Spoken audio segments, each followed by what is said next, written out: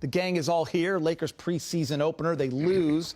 But there were definitely some bright spots, some highlights, great energy in the building. That was fun to see. And Hoops is back. What are some of your takeaways, Rob?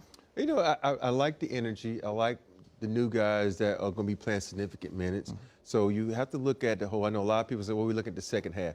I want to look at the first half in preseason because that's when you're going to see the true nature of a team, how they're going to come out and play, because by the time that second and third and fourth unit gets in there, the offense is not going to run that smooth. The defense is not going to click. But if you look at the guys, Monk, THT, Nunn, those were the guys I was looking at to see if they improved from the last season. I think those guys did.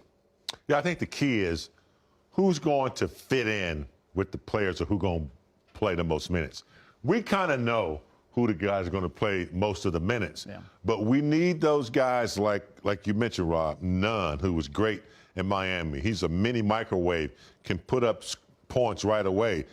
Monk, we saw what he can do. Mm-hmm. Come in, shooting a high percentage from three. Guys like that. So I think it's just a matter that the coaching staff is looking at some of these younger players and saying, how are they going to fit in with some of these veteran players? And I think we saw some really good, anticipation, and the possibilities tonight.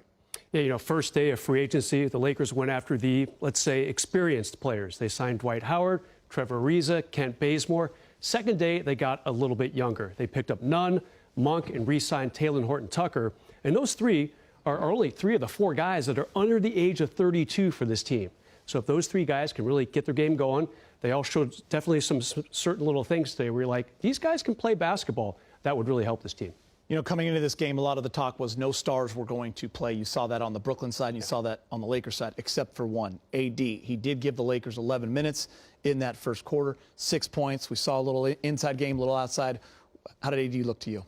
Started the game off with a drive and one. And that's all you needed to see? That's all I needed to see. Did you want to get him out at that point? Of course. Take it easy. And I saw him do his pat and step back that he's been working on a lot. I saw a lot of the things that you want to see out of him with the energy, the effort, but more importantly, his conditioning. To me, his conditioning looked good. He didn't do that grabbing of the short thing like you see a lot of guys do in preseason. That lets me know that he came in into this year in shape. We look at his body. You can tell about his body, but sometimes the body doesn't show what the win is. And I think his win is good, so he's ready.